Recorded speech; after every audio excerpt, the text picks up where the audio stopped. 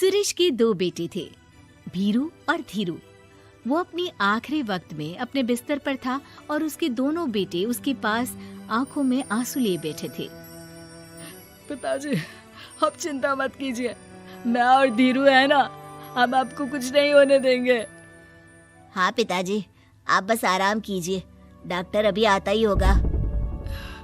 मेरे बच्चों, मेरा अंतिम समय आ गया है। तुम दोनों मेरी बात ध्यान से सुनो।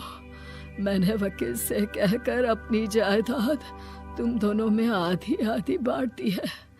मेरे जाने के बाद तुम दोनों मिलकर रहना, एक दूसरे के सुख दुख में साथ देना। तुम्हारी माँ की भी यही इच्छा थी। जी पिताजी, आप जैसा कहेंगे हम वैसा ही करेंगे।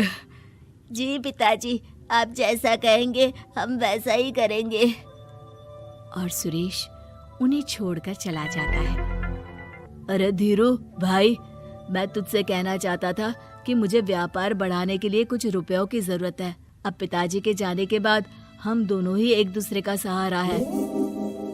पिता के जाने के कुछ दिनों के बाद दोनों भाइयों की जिंदगी धीरे धीरे सामान्य हो जाती है। दोनों भाई अब अपना अपना व्यापार संभाल लेते हैं। दोनों एक ही घर में तो रहते हैं, लेकिन अब उनके रिश्ते में पहले जैसी बात नहीं रहती। भीरू शुरू से ही लालची था, इसलिए सुरेश ने पहले ही उन दोनों में प्रॉपर्टी का हिस्सा बांटकर लड़ाई की गुंजाइश खत्म कर दी थी। लेकिन पिताजी के जाने के बाद भीरू का लालच बढ़ने लगा। हाँ भैया, आप बताइए कि मैं आपकी किस तरह से मदद कर सकता हूँ। मुझसे जो बन पड़ेगा मैं करूँगा। अच्छा तो भाई, तू ना मुझे अपनी गाय दे दे। वैसे भी तू पढ़ा लिखा मॉडर्न लड़का है, भला तू गाय का करेगा क्या? लेकिन इससे मेरी ना बहुत मदद हो जाएगी। ठीक है भैया, आखिर भाई ही तो भाई के काम आता है। आप ले लीजिए मेरी गाय और उसे बेचकर आप उन रुपयों को अपने व्यापार में लगा लेना। बस फिर क्या था। भीरू अपने लालच की वजह से आए दिन धीरू से किसी न किसी बहाने पैसे या कीमती सामान ऐंठता रहता और बेचारा सीधा सादा धीरू उसकी मदद कर दिया करता। इसी तरह 2 साल बीत जाते हैं और दोनों भाई शादी कर लेते हैं। शादी होने के साथ ही अपनी बीवी के कहने पर भीरू अपना हिस्सा अलग कर लेता है। अब दोनों भाई अलग अलग रहने लगते हैं। अरे साधना, ये देखो, मैंने आज ही एक बड़ी डील साइन की है। ये शहर का सबसे बड़ी फैक्ट्री का मालिक है। इसके साथ व्यापार करके मेरे व्यापार में दिन दुनी रात चौगुनी तरक्की होगी। लेकिन इसकी बस एक ही शर्त है, अगर इसे हर हफ्ते सामान की पेमेंट नहीं दूंगा तो मुझे इसे जुर्माने के तौर पर बहुत बड़ी रकम देनी होगी। ये तो बड़ी ही चिंता की बात लगती है जी। अरे चिंता कैसी, मैंने पहले ही हिसाब लगा लिया है। मैं इसे हर हफ्ते पेमेंट भी दूंगा और एडवांस पे ऑर्डर भी, तो फिर चिंता काहे की। पास से गुजर रहा भीरू उन दोनों की सारी बातें सुन लेता है और फिर, अरे राधा, सुनती हो? उस धीरू ने आज एक बहुत बड़ी डील साइन की है। ये सुनकर ना मुझे बहुत बुरा लग रहा है। भीरू उसे सारी बात बताता है। तो ऐसे हाथ पे हाथ रख के गुस्सा करने से क्या होने वाला है? आप तो उस डील की कमजोर कड़ी जानते ही हैं, तो मारिए हथौड़ा। अगले दिन धीरू के घर में चोरी होती है और उसमें उसके वो रुपए भी चले जाते हैं जो धीरू डील के मुताबिक क्लाइंट को देने वाला था। फिर शर्त के हिसाब से धीरू को जुर्माने की रकम देने के लिए अपना घर गिरवी रखना पड़ता है और उसका व्यापार भी बंद हो जाता है। सुनिए जी, आप दिल छोटा मत कीजिए। आप कोई ऐसा बिजनेस कीजिए जिसे आप जल्दी से जमा सके और कम पैसों से भी शुरू कर सके। आप फल सब्जियों का व्यापार शुरू कीजिए। तुम ठीक कहती हो, मैं कल से ही मंडी जाकर सब जानकारी लेकर आता हूँ। उधर भीरू और राधा धीरू की बर्बादी की खुशियां मनाने में लग जाते हैं और इधर धीरू खूब मेहनत करके फिर से अपनी आर्थिक हालात पटरी पर ले आता है। लेकिन फिर एक दिन, अजी सुनती हो, तुम यहाँ पर उसके बर्बाद होने की गलत फहमी में खुश हुए जा रहे थे और तुम्हारे भाई का फल सब्जियों का व्यापार बड़ा अच्छा चल निकला है। मैं अभी बाजार में उसकी दुकान देख कर आ रही हूँ। अरे भीड़ लगी हुई थी वहां तो फिर जल्दी से अपने खुराफाती दिमाग से कोई आइडिया निकालो इस मुसीबत का। आइडिया तो बहुत अच्छा है मेरे दिमाग में।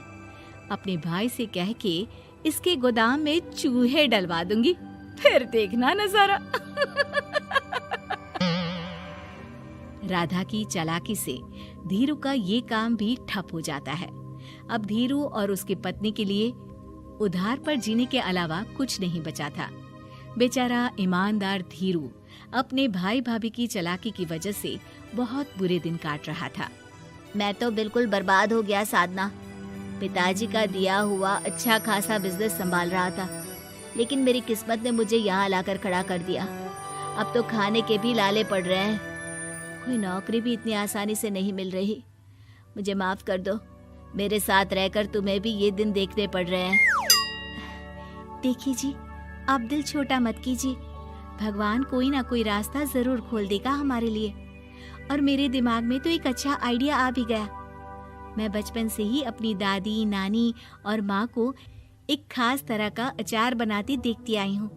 वो अचार जितना टेस्टी होता है उतना ही उसे बनाना मुश्किल भी, लेकिन एक बार बन जाने पर वो जल्दी खराब भी नहीं होता जी। वो अचार सिर्फ हमारे ही गांव में बनता था, जिसे खरीदने के लिए दूर दूर से लोग आते थे। मैं सोचती हूँ वही अचार बनाने का काम हम शुरू करें तो। मैं बनाया करूंगी और आप उसे मार्केट में बेच आया करना। साधना, तुम्हारी बातों से मेरे मन में उम्मीद जाग उठी है, लेकिन ये सब काम शुरू करने के लिए रुपए कहाँ से आएंगे? ए जी, मेरी ये कंगन किस दिन काम आएंगी? आप इन्हें गिरवी रखवा लो और जब पैसे आ जाए तो इन्हें छुड़वा लेना। साधना बाजार जाकर अचार बनाने का सामान लेकर आती है। फिर घर आकर सारे खिड़की दरवाजे बंद करके अचार बनाती है और धीरू उस अचार को पैक करने में साधना की मदद करता है और अगले दिन बाजार में बेच भी आता है। शुरू में सिर्फ 10 बोतल अचार ही बन पाता है, लेकिन उसे बेचकर हुए मुनाफे से अचार की बोतलें 10 से 50 और फिर 1000 और 10,000 हो जाती है।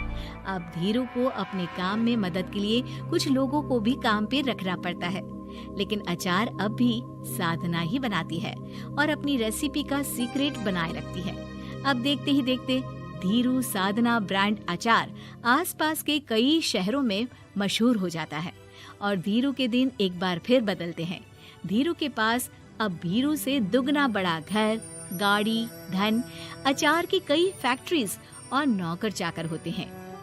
धीरू की इतनी तरक्की देखकर भीरू और राधा बुरी तरह से जल भुन जाते हैं, लेकिन अब उनके खिलाफ उनकी कोई चाल कामयाब नहीं होती। सुनिए जी, मैं ना कहती थी कि आप हिम्मत रखिए, एक दिन भगवान हमारे रास्ते जरूर खोल देगा। और देखिए जी, आज हम कहाँ से कहाँ आ गए। ये सब तुम्हारे फौलाद जैसे मजबूत मन की वजह से हो पाया है साधना, वरना एक समय मैं तो हिम्मत ही हार चुका था। तुमने न सिर्फ मेरा हौसला बढ़ाया बल्कि बिजनेस में मेरा साथ भी दिया। जहाँ एक तरफ धीरू और साधना अपनी मेहनत और हौसले से बहुत तरक्की कर चुके थे, वहीं दूसरी तरफ धीरू और राधा के लालच और धोखेबाजी की वजह से वो इनकम टैक्स वालों की नजरों में आ चुके थे। भीरू के एक घर पर इनकम टैक्स वालों का छापा पड़ता है और भीरू को काला धन जमा करने के आरोप में जेल जाना पड़ता है।